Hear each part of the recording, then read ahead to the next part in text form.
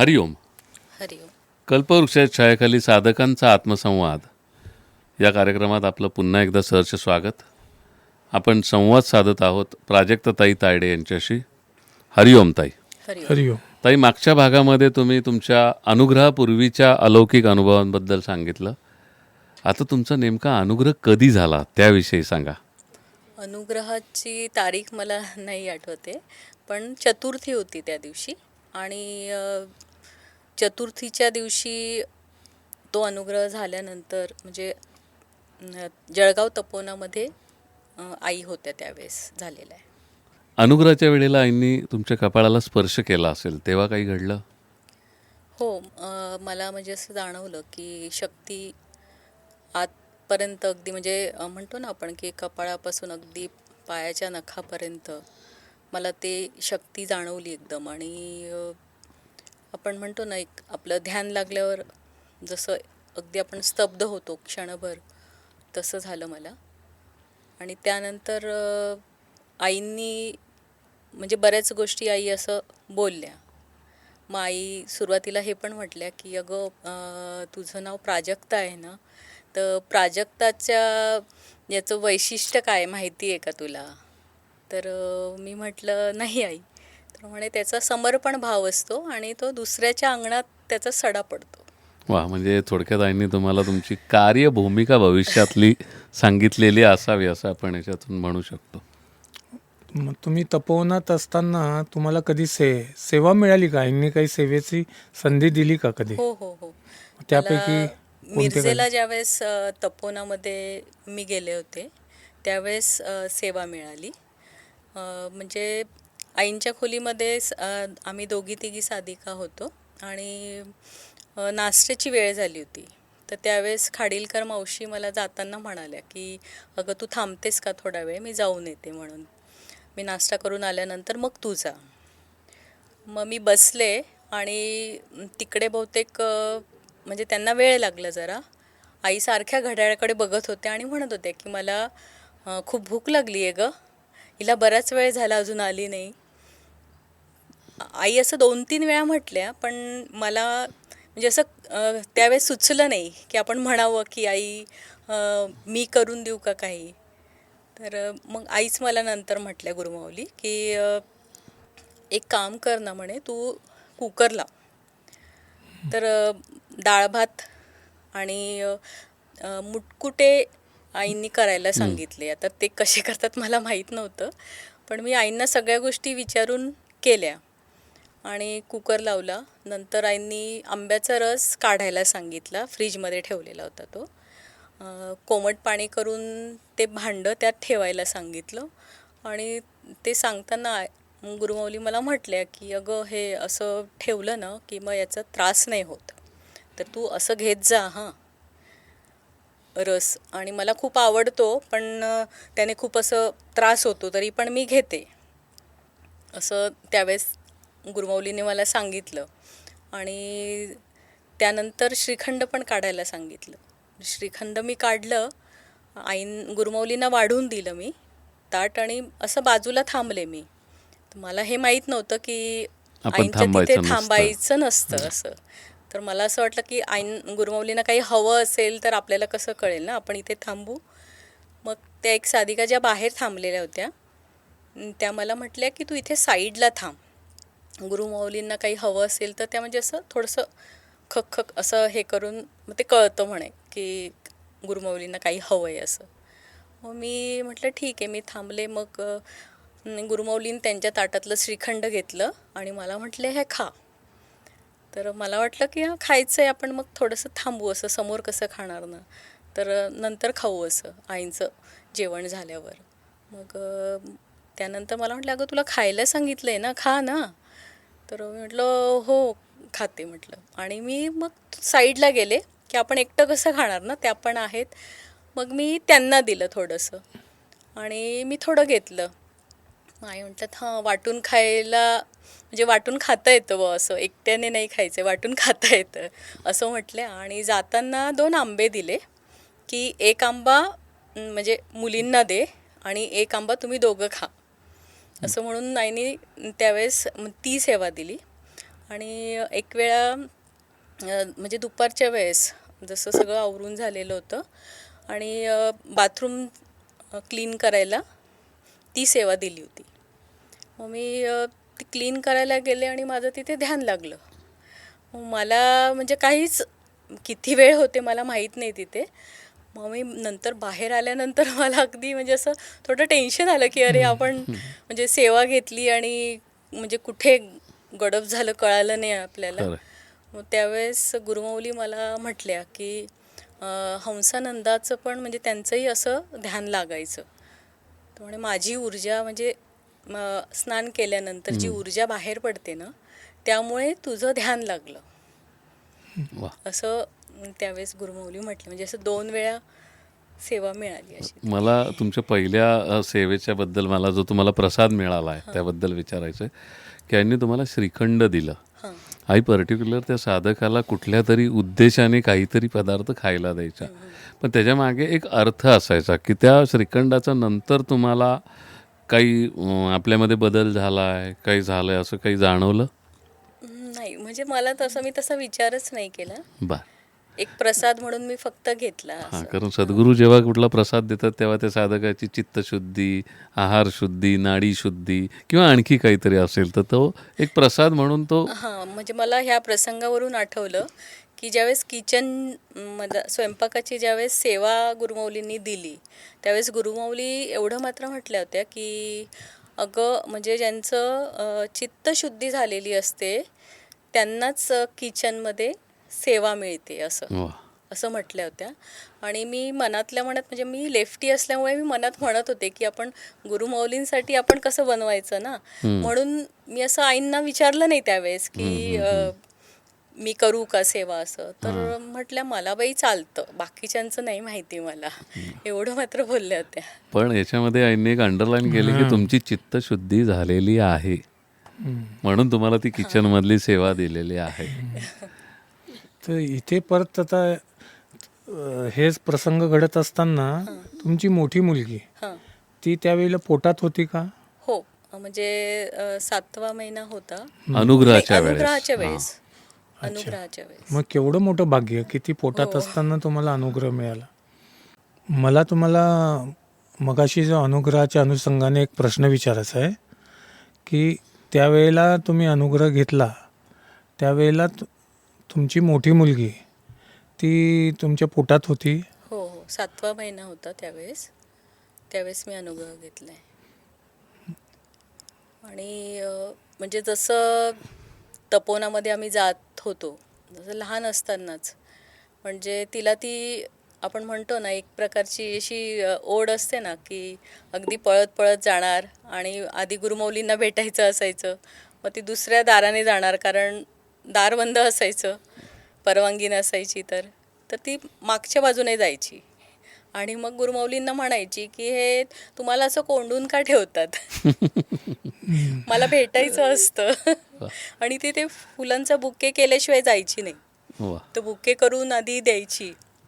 एक आणि आईंनी ती म्हणजे तिच्याकडनं मग पाय चेपून घ्यायच्या आई, मग गादीवरती बसायला लावायच्या बाजूला, म्हणजे खूप लाड करायचे असं. खरं एक निरागस निष्पाप मन. हां आणि तो प्रश्नही छान होता की तुम्हाला असं कोंडून का ठेवतात.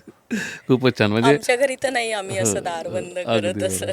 पण परंतु तिला किती मोठा गर्भसंस्कार मिळाला अगदी खरं. हे म्हणजे मला इथे नमूद हां करायचं म्हणजे आहे. गर्भात अनुग्रह झालाय जवळपास आपण असं म्हणू शकतो. मला ह्याच्या रिलेटेड आणखीन एक असं विचारायचं आहे की तुमची कुंडलिनी जागृत त्यावेळेला पण झालेली होती पूर्वीची, आईंचे तुम्हाला दीक्षा झालेली. हां, तर ती कुंडलिनीचा काही अनुभव तुम्हाला त्यावेळेला आला का? जागृत झालेलीच होती ती, त्यामुळे म्हणजे त्रास होत होता, उष्णतेचा त्रास व्हायचा. नाही पण आईच्या त्या स्पर्शाने जेव्हा तुम्ही स्पेसिफिकली जेव्हा तुम्ही दीक्षा घेतली त्या स्पर्शाने अजून त्या कुंडलिनीचं ऊर्ध्वगामी झाली असं काही अनुभव तुम्हाला आले त्यावेळेला? हो ते त्यावेळेसच जाणवत होते. म्हणजे तसं म्हणजे तुमचं एक वेगळेपण मला इथे असं दिसतं की एक पोटात एक जीव वाढतोय आणि एक कुंडलिनी शक्ती आहे जी आधी माया तिथे बसलेली आहे आणि या दोन्हीचंही एकदम जागरण होतं. एक म्हणजे हे खरंच एक दुर्मिळ आणि वेगळं साधकाच्या बाबतीतला अनुभव हा इथं असू शकतो. मग त्या वेळेला तुम्हाला जो आईंचा सहवास लाभला असेल त्याच्यामध्ये तुमच्या आणि आईंच्या काही चर्चा संवाद असे काही झाल्याचे आठवत आहेत की ज्या वेळेला फक्त आई आणि तुम्हीच होतात? हो, असं 2-3 वेळा म्हणजे झालं बऱ्यापैकी. मग त्यावेळेला काय बोलणं झालं? त्यावेळेस एक वेळेस म्हणजे आईंनी थोडंसं डायरी काढून वाचायला लावली, की हे वाच म्हणून, मला वाचून दाखव.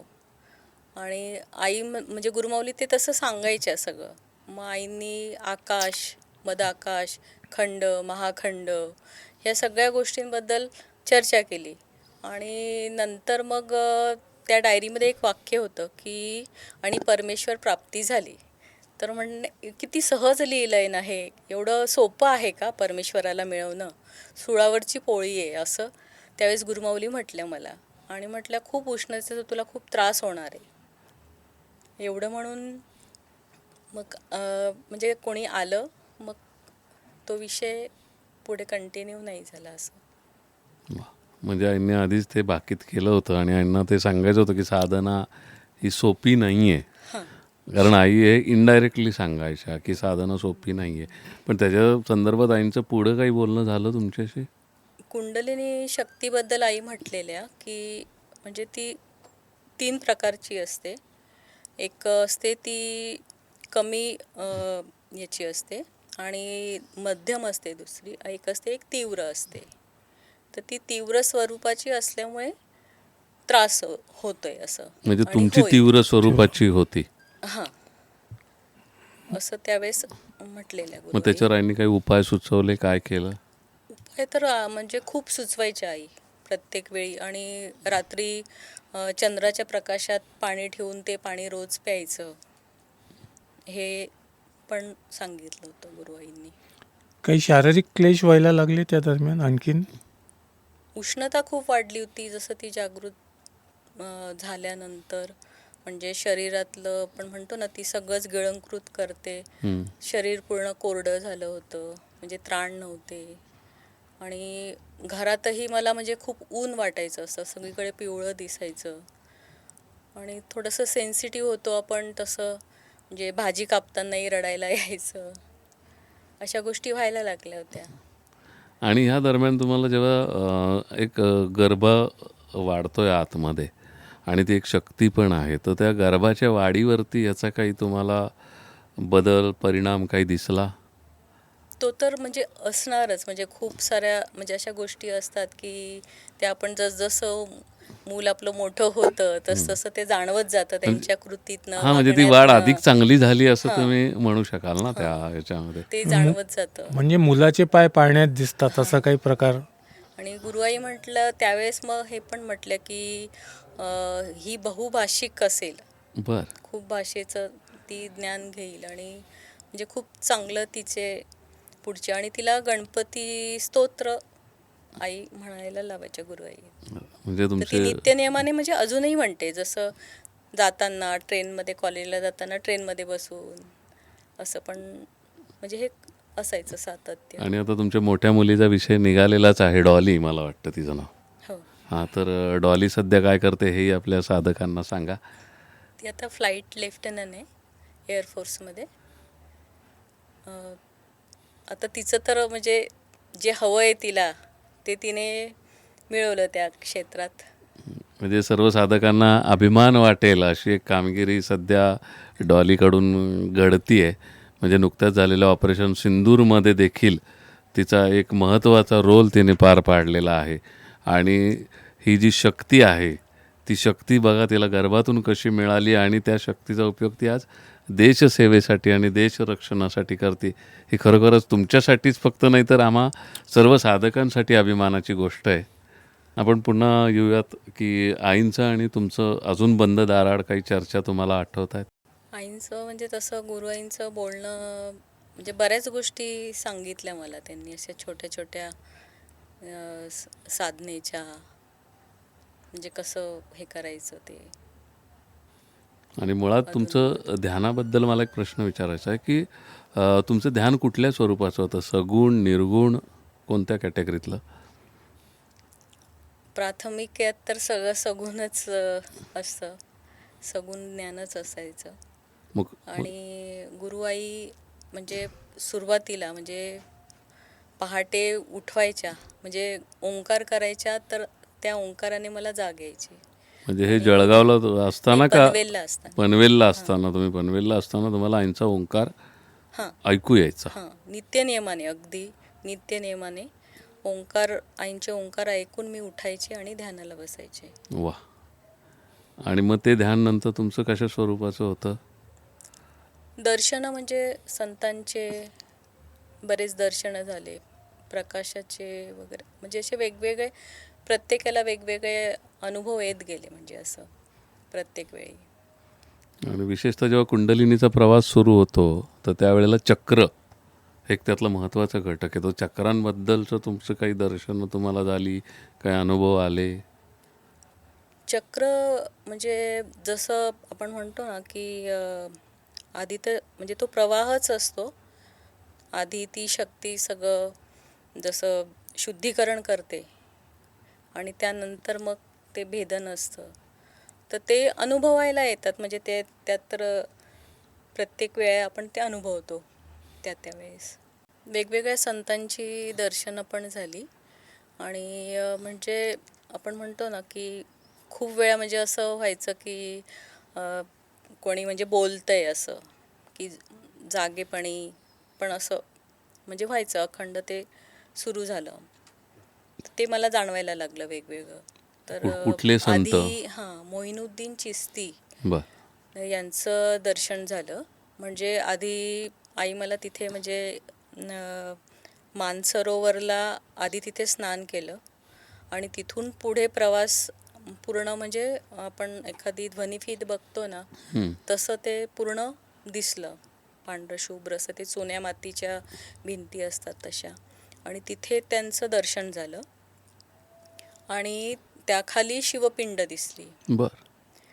मग म्हणजे असे प्रश्न पण असायचे की मोहिनुद्दीन चिश्ती कोण येथे हे, आणि त्यांनी असं एक तरल पदार्थ असा दिला होता मला. त्यांचं ते एक असं हे असतं ना, आता मला ते काय म्हणतात त्याला, ते भांड त्यांचं ते, हां. हां, ते खापर टाईप हां, असतं ते. खापरसारखं. हां. तर त्यामध्ये एक तरल पदार्थ होता. तो पदार्थ त्यांनी मला दिला. मी नमस्कार केला आणि म्हटलं की म्हणजे मला मार्गदर्शन, म्हटलं मी एक सद्गुरूचं हे करूनच तुम्हाला नमस्कार करते, पण मला मार्गदर्शन हे गुरुमाऊलींकडनंच हवं आहे, असं म्हणून मी नमस्कार केला. मग हे मी गुरुमाऊलींना सांगितलं की बर. म्हणजे ती एक चिकित्सा असते ना की खरंच आधी तर हा शोध होता की हे मोइनुद्दीन चिश्ती कोण कोण आहे. आहे? कारण अजमेरचे बाबा माहिती आहे सगळ्यांना, ते आम्हाला माहिती नव्हतं की मोइनुद्दीन चिश्तीच त्यांचं म्हणजे तेच आहेत ते अजमेरचे बाबा. मग गुरुमौलींना ज्यावेळेस मी हे सांगितलं, आई खूप खुश झाल्या आणि म्हटल्या की हो आहेत ते, आणि त्या जन्मामध्ये मी त्यांची बहीण होती. सेविका होत्या आई त्यावेळेस. बर. आणि मी तुला त्यांचा प्रसाद आणि फोटो पाठवेल. आपले एक साधक तिथे आहे आणि अजूनही तपोनात त्यांचा प्रसाद येतो दर याला. बर. हां, हे त्यावेळेस गुरुमौलींनी सांगितलं. म्हणजे मला इथे आणखी एक प्रश्न विचारायचा आहे. कुप्पूस्वामी कोण होते? हां, तेच स्वामी शिवानंद. हां, म्हणजे ते तो अनुभव तुमचा सांगा. हां, तर त्यांचंही म्हणजे असंच दर्शन झालं की मै कुप्पूस्वामी असं म्हणून त्यांनी मला म्हणजे आवाज दिला असा, आणि मी अगदी खाडकन, मला असं वाटलं कुठून आवाज आला, एकदम अशी उठून बसले मी. आणि मग सतत त्यांचं म्हणजे मार्गदर्शन कसं होत असायचं असं. तर ते मला म्हटले की सहनशील बनो, तभी तुम दूसरों के दुख समझ सकोगी. म्हणजे असं त्यांचं बरंच म्हणजे बोलणं असायचं, ते म्हणजे येत राहिलं असं कानावर. पण कुप्पूस्वामी कोण आहे हे तुम्हाला माहीत नव्हतं. आणि तुम्हाला ते दिसायचे का? हो, दिसायचे ना. बरं. मग हे कुप्पूस्वामी कोण, हे कधी कसं कळलं? म्हणजे त्यांनी स्वतःच सांगितलं, पण नंतर ज्यावेळेस आम्ही शोध म्हणजे ते सुरू केलं की नक्की हे कोण आहेत, म्हणजे नावावरून तरी म्हणजे साऊथ इंडियन कोणीतरी आहेत असं वाटलं. आणि ज्या वेळेस म्हणजे गुरुआईंच्या सानिध्यात गेल्यानंतर मग ते कळालं की स्वामीजी आईंचे गुरु आहेत. हं. आणि म्हणजे ते असं व्हाईट कोट ब्लॅक कोट घातलेला होता त्यांनी. ज्यावेळेस त्यांचं ते दर्शन झालं, ब्लॅक असा लांब कोट होता त्यांचा. आणि पूर्ण म्हणजे आश्रम ते दिसलं. शिवानंद आश्रम शिवानंद तुम्ही पाहिलं. गंगा तटावर जे आहेत ते दिसलं त्यावेळेस. वा, किती छान. आणखीन कोणत्या संतांची दर्शनं झाली? म्हणजे गुरुआई दोन्ही तिन्ही म्हणजे काही ठिकाणी आई स्वतः घेऊन गेल्या, जसं गोंदवलेकर महाराजांच्या इथे घेऊन गेल्या. आणि नंतर आणखी बरेच आहेत असे संत. हरकत नाही. विवेकानंदांचं पण झालं. आता स्वामी शिवानंदांचं तुम्हाला दर्शन झालं, तुम्हाला माहीत नव्हते ते. ऋषिकेशला गेल्यावरती मग तुम्हाला काय वाटलं पहिल्यांदा जेव्हा तुम्ही ऋषिकेशच्या शिवानंद आश्रमात गेला असाल, तो अनुभव तुमचा कसा होता? खूपच म्हणजे आपण म्हणतो ना की मंत्रमुग्ध होऊन गेले मी. आणि ते तसंच्या तसं सगळं डोळ्यासमोर येत होतं, जे तुम्ही आधी बघितलं जे आधी बघितलं. मी ते सगळं अगदी ड्रॉइंग वगैरे काढून आईंना पत्र पाठवलं होतं की बरं. असं असं ते सगळं होतं. हं.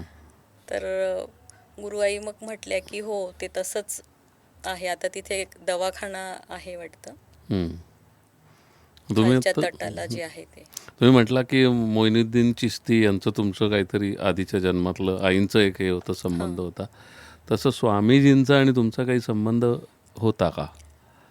हो. मग ज्यावेळेस म्हणजे ही जाणीव अशी झाली की गुरुआईंनी पण म्हणजे असं सांगितलेलं होतं ना की संकल्प करून बघायला हवं की आपण मागचा जन्म आपला कुठला होता आणि त्या जन्मामध्ये आपल्या काही चुका झालेल्या असतात, तर त्या होऊ नये म्हणून जाणून घेणं हवं. तर त्यावेळेस मला असं वाटलं की आपण जाणून घ्यायला पाहिजे की आपला मागचा जन्म कुठला होता. आणि सहज म्हणजे संकल्प कसा करतात ते माहीत नव्हतं. फक्त आईंना प्रार्थना केली की मला जाणून घ्यावं असं वाटतंय आणि असं त्यावेळेस ध्यानाला बसले. तर ते पूर्ण चित्र डोळ्यासमोर आलं आणि शिवानंदांची शिष्या एक जन्म ते थोडंसं ते चित्र अजून रेखाटा की काय दिसलं कदाचित तुम्हाला? हां. कदाचित तो मागचाच जन्म असावा तुमचा याच्या आधीच. हां, म्हणजे त्याच्या संदर्भात तुम्ही थोडंसं खुलासेवार सांगा. नाही, तिथे गेल्यानंतर तर म्हणजे अगदी आपण म्हणतो ना की ओळखीची जागा वाटते ना आपल्याला. फॅमिलियर एखादी आहे. जागा की आपण इथे आधी आलेलो आहे. काही गोष्टी जशा करताना ते जाणवत होतं की हे आधी घडलंय का, आधी आपण भेटलोय का इथे येऊन, असं वाटत होतं. म्हणजे मागच्या जन्मात मग तुम्ही आईंना हे सांगितलं? हो, आईंना हे सांगितलं. मग आई खूप खुश झाल्या आणि त्यावेळेस आईंनी फोटो काढून घेतला. वा. आणि म्हणजे आई अशा बसलेल्या होत्या, मी बाजूलाच होते असं. आणि त्यावेळेस मला अगदी असं आपण कसं हे करणार ना, माईंनी मला अगदी असं जवळ घेतलं आणि म्हटले अगं घाबरू नको, मी आत्ताच तुझ्या डोक्यावर हात नाही ठेवणार आहे. वा, म्हणजे हे जवळ घेण्याच्या मागचं आईंचं जे स्वामीजींबद्दलचं प्रेम आहे. आणि तुम्ही मागच्या जन्मात म्हणजे तशा आईंच्या गुरु भगिनी पण झाल्या ना इथे. हां, तेव्हा खाडीलकर मावशी होत्या तिथे. हां. मग त्या हेच म्हटल्या की मागच्या जन्मी म्हणजे ज्यावेळेस तू स्वामीजींची शिष्या होती त्यावेळेस म्हणजे आई तुझ्या गुरु भगिनी झाल्यात असं हो. त्या त्यावेळेस बोलल्या. आणि मला म्हटलं म्हणजे हे जाणून घ्यायचं होतं. तर आई म्हटल्या हो हे सत्य आहे आणि एका जन्मामध्ये तू माझी मैत्रीण पण होतीस, क्या बात आहे. हे पण वा. बोलले त्यावेळेस. तो कुठला जन्म होता? तो म्हणजे तो आईंचा जो जन्म होता, झाशीची राणी बर आई होत्या त्यावेळेस, बर. तर त्यांची मी मैत्रीण होती त्यावेळेस. वा, किती छान. म्हणजे सगळं साधन हे मागच्या जन्माचं जे पूर्वसुकृत जे काही फळाला आलेलं आहे ते तुमच्या बाबतीमध्ये आपल्याला इथं प्रत्यक्षाने दिसतं. आणखी असे काही अनुभव तुम्हाला? अनुभव तर तसे बरेच आले म्हणजे. तर त्यातले सांगण्यासारखे आता इथं काही शेअर करतात, आठवत आहेत? ध्यानातलं म्हणाल तर ह्यानंतरच जो एक अनुभव आला होता की दोन्ही भुवयांच्या मध्यभागी लक्ष केंद्रित झालं आतूनच, म्हणजे बरं. अंतर्मुख झाल्यासारखं. आणि एक बिंदू, म्हणजे जांभळट गुलाबी रंगाचा बिंदू, तो असा मोठा मोठा होत गेला आणि त्यामध्ये 2 पाकळ्या त्या उमलल्या आणि त्या पाकळ्यांमध्ये शंकर भोलेनाथांचं दर्शन झालं. म्हणजे अगदी शांत, म्हणजे असं स्वरूप मी कधीच बघितलं नव्हतं. अशी कांती आणि अगदी शांत, म्हणजे तो आनंद मी 3 दिवस टिकवू शकले, पण नंतर मग व्यवहाराने बाकीच्या गोष्टी एवढं नाही हे करता आलं.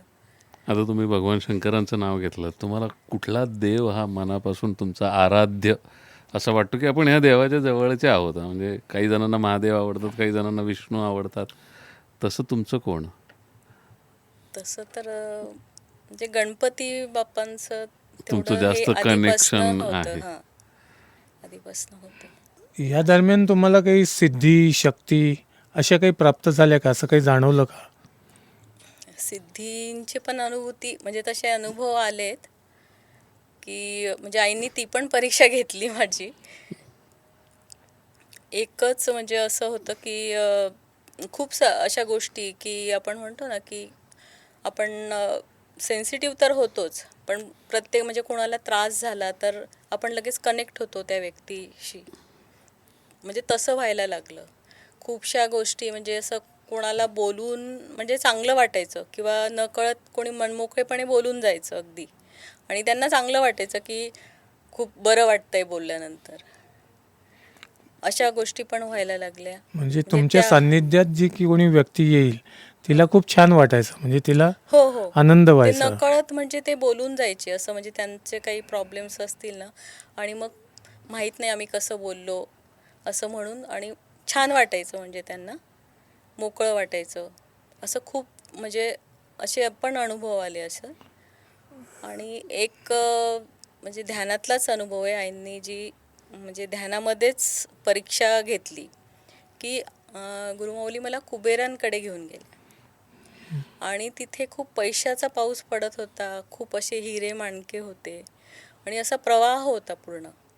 आणि मी गुरुमाऊलींना तेच म्हटलं की आई मला हे काय दाखवताय तुम्ही, मला हे सगळं नको आहे, मला आपलं दर्शन हवं आहे. आणि त्या क्षणाला ते थांबलं आणि निळा झोत पूर्ण माझ्या अंगावरती पडत होता आणि पूर्ण सहस्रदल उमललेलं असतं तसं पूर्ण नाकापर्यंत त्या पाकळ्या पूर्ण दिसत होत्या. वा. वा, क्या बात आहे. तर ही एक अनुभूती पण हा त्यावेळेस अनुभव आली तुम्ही होती. आईंना सांगितला? हो हो, त्याच्यावर आईंची काय प्रतिक्रिया? आई म्हटलं खूप छान आहे हा अनुभव तुझा.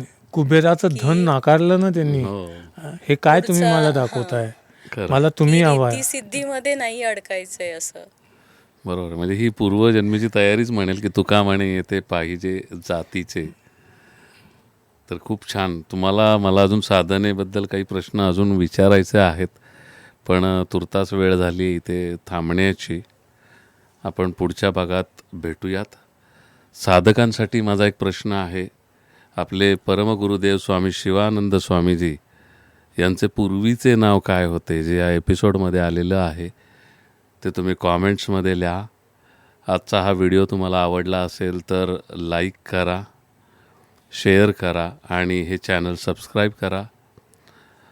प्राजक्ताताईंच्या आपण अशाच गप्पा मारणार आहोत. भेटूयात पुढच्या भागात. हरिओम.